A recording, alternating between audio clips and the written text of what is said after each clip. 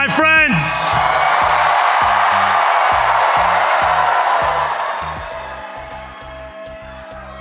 The sun may have set over our city this evening, but as Eugene Debs once said, I can see the dawn of a better day for humanity. For as long as we can remember, the working people of New York have been told by the wealthy and the well-connected that power does not belong in their hands. Fingers bruised from lifting boxes on the warehouse floor, palms calloused from delivery bike handlebars, knuckles scarred with kitchen burns. These are not hands that have been allowed to hold power. And yet, over the last 12 months, you have dared to reach for something greater. Tonight, against all odds, we have grasped it. The future is in our hands. My friends, we have toppled a political dynasty.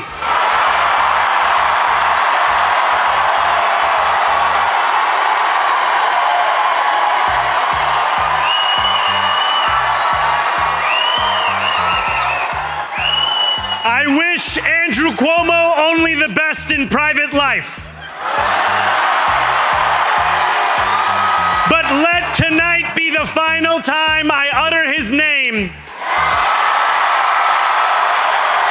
as we turn the page on a politics that abandons the many and answers only to the few.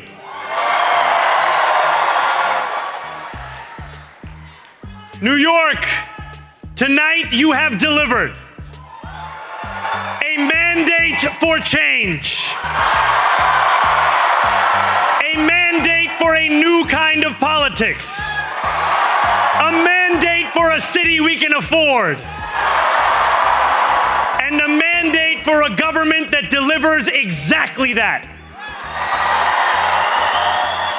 On January 1st, I will be sworn in as the mayor of New York City.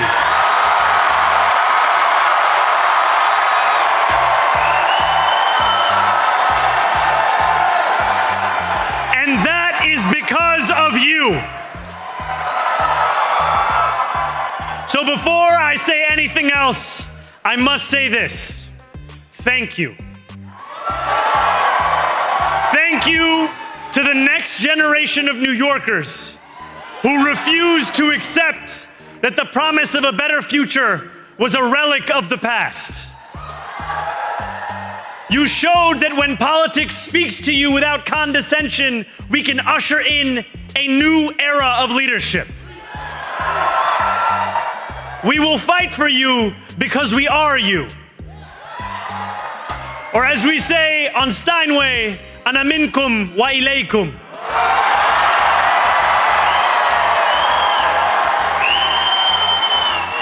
Thank you to those so often forgotten by the politics of our city who made this movement their own.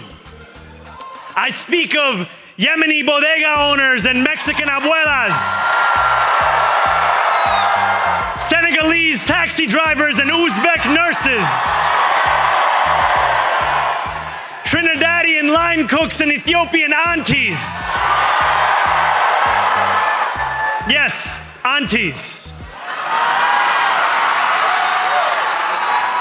To every New Yorker in Kensington and Midwood and Hunts Point, know this. This city is your city, and this democracy is yours too.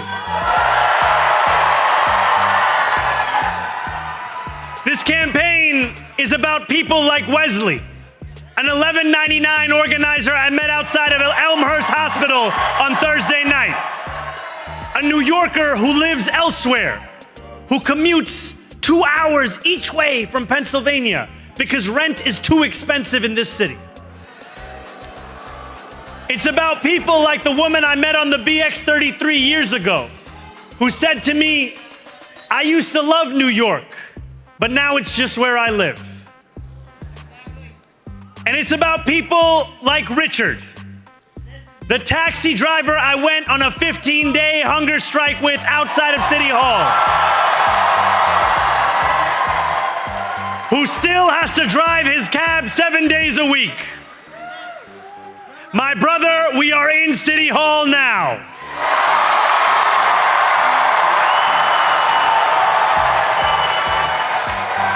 This victory is for all of them, and it's for all of you. The more than 100,000 volunteers who built this campaign into an unstoppable force. Because of you, we will make this city one that working people can love and live in again. With every door knocked, every petition signature earned, and every hard-earned conversation, you eroded the cynicism that has come to define our politics. Now I know that I have asked for much from you over this last year.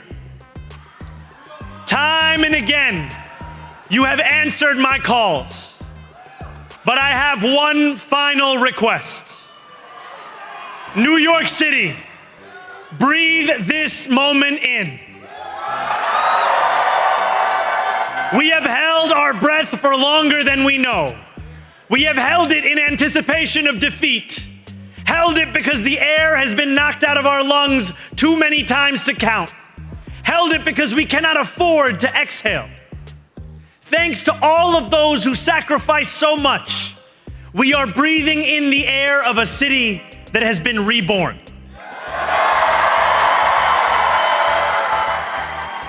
To my campaign team, who believed when no one else did, and who took an electoral project and turned it into so much more, I will never be able to express the depth of my gratitude. You can sleep now. To my parents, Mama and Baba, you have made me into the man I am today. I am so proud to be your son. And to my incredible wife, Rama,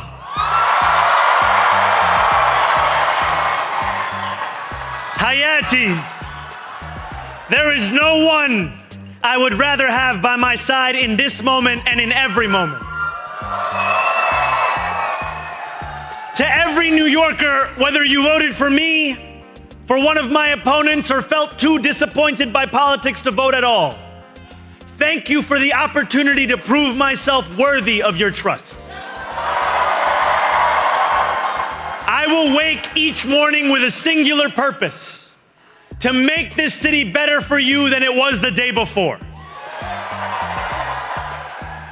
There are many who thought this day would never come, who feared that we would be condemned only to a future of less, with every election consigning us simply to more of the same. And there are others who see politics today as too cruel for the flame of hope to still burn. New York, we have answered those fears. Tonight we have spoken in a clear voice. Hope is alive. Hope is a decision that tens of thousands of New Yorkers made day after day, volunteer shift after volunteer shift, despite attack ad after attack ad. More than 1 million of us stood in our churches, in gymnasiums, in community centers, as we filled in the ledger of democracy. And while we cast our ballots alone, we chose hope together. Hope over tyranny. Hope over big money and small ideas. Hope over despair. We won because New Yorkers allowed themselves to hope that the impossible could be made possible. And we won because we insisted that no longer would politics be something that is done to us. Now it is something that we do.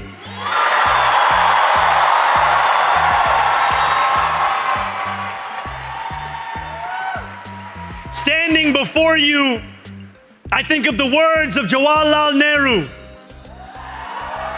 A moment comes but rarely in history when we step out from the old to the new, when an age ends and when the soul of a nation long suppressed finds utterance. Tonight we have stepped out from the old into the new.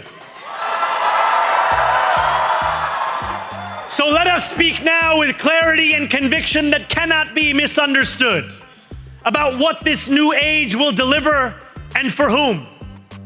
This will be an age where New Yorkers expect from their leaders a bold vision of what we will achieve, rather than a list of excuses for what we are too timid to attempt. Central to that vision will be the most ambitious agenda to tackle the cost of living crisis that this city has seen since the days of Fiorella LaGuardia.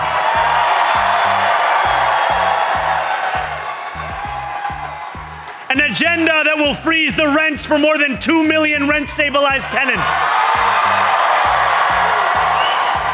Make buses fast and free. And deliver universal childcare across our city. Years from now, may our only regret be that this day took so long to come. This new age will be one of relentless improvement. We will hire thousands more teachers. We will cut waste from a bloated bureaucracy.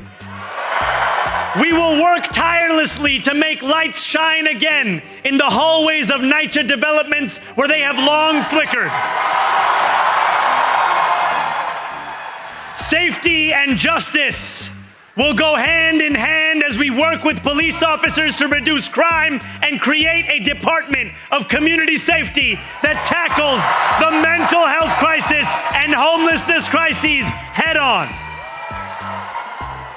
Excellence will become the expectation across government, not the exception. In this new age we make for ourselves, we will refuse to allow those who traffic in division and hate to pit us against one another. In this moment of political darkness, New York will be the light. Here, we believe in standing up for those we love. Whether you are an immigrant, a member of the trans community, one of the many black women that Donald Trump has fired from a federal job, a single mom still waiting for the cost of groceries to go down,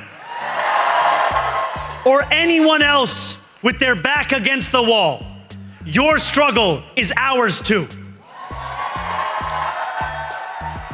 And we will build a city hall that stands steadfast alongside Jewish New Yorkers and does not waver in the fight against the scourge of anti-Semitism. Where the more than 1 million Muslims know that they belong. Not just in the 5 boroughs of this city, but in the halls of power. No more will New York be a city where you can traffic in Islamophobia and win an election.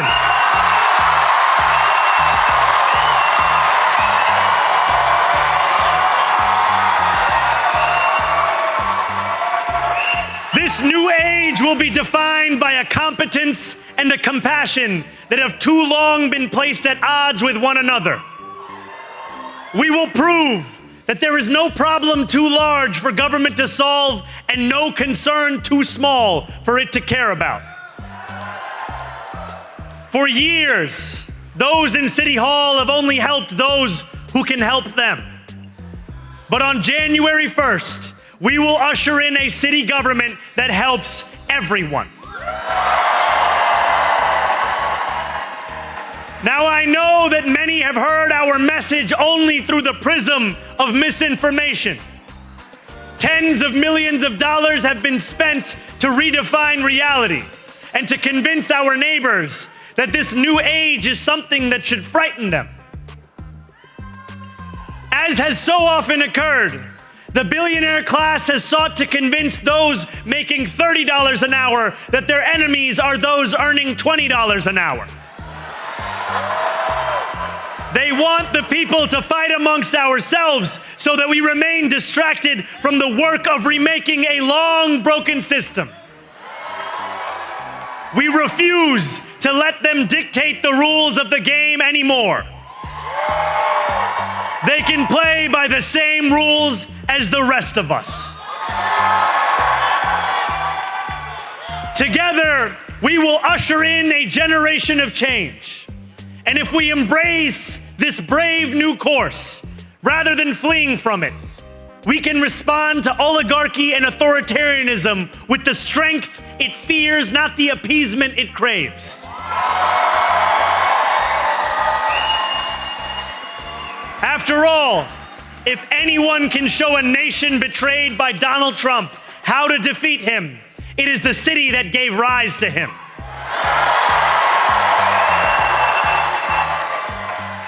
And if there is any way to terrify a despot, it is by dismantling the very conditions that allowed him to accumulate power. This is not only how we stop Trump, it's how we stop the next one.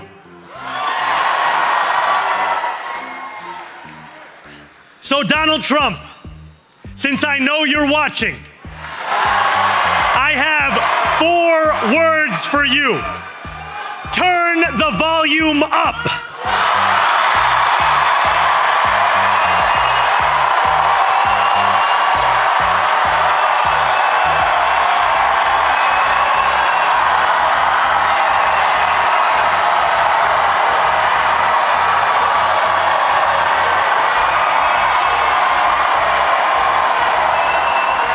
We will hold bad landlords to account because the Donald Trumps of our city have grown far too comfortable taking advantage of their tenants. We will put an end to the culture of corruption that has allowed billionaires like Trump to evade taxation and exploit tax breaks. We will stand alongside unions and expand labor protections because we know, just as Donald Trump does, that when working people have ironclad rights, the bosses who seek to extort them become very small indeed. New York will remain a city of immigrants, a city built by immigrants, powered by immigrants, and as of tonight, led by an immigrant.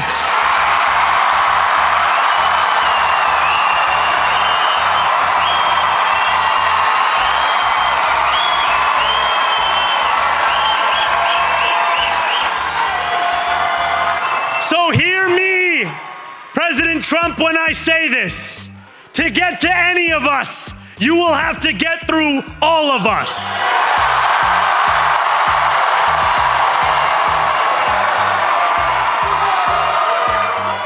When we enter City Hall in 58 days, expectations will be high. We will meet them. A great New Yorker once said that while you campaign in poetry, you govern in prose. If that must be true, let the prose we write still rhyme, and let us build a shining city for all. And we must chart a new path, as bold as the one we have already traveled. After all, the conventional wisdom would tell you that I am far from the perfect candidate. I am young, despite my best efforts to grow older. I am Muslim. I am a democratic socialist. And most damning of all, I refuse to apologize for any of this. And yet, if tonight teaches us anything, it is that convention has held us back.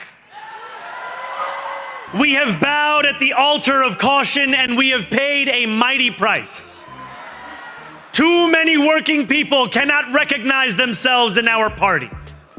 And too many among us have turned to the right for answers to why they've been left behind.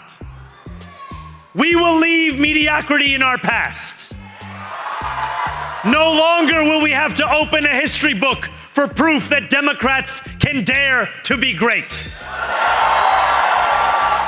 Our greatness will be anything but abstract. It will be felt by every rent-stabilized tenant who wakes up on the first of every month, knowing the amount they're going to pay hasn't soared since the month before. It will be felt by each grandparent who can afford to stay in the home they have worked for, and whose grandchildren live nearby because the cost of childcare didn't send them to Long Island. It will be felt by the single mother who is safe on her commute and whose bus runs fast enough that she doesn't have to rush school drop-off to make it to work on time. And it will be felt when New Yorkers open their newspapers in the morning and read headlines of success, not scandal. Most of all, it will be felt by each New Yorker when the city they love finally loves them back. Together, New York, we're going to freeze the... Together, New York, we're going to make buses fast and... Together, New York, we're going to deliver universal... Let the words we've spoken together, the dreams we've dreamt together, become the agenda we deliver together.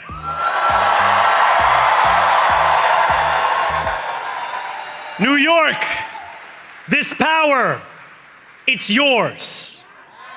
This city belongs to you. Thank you.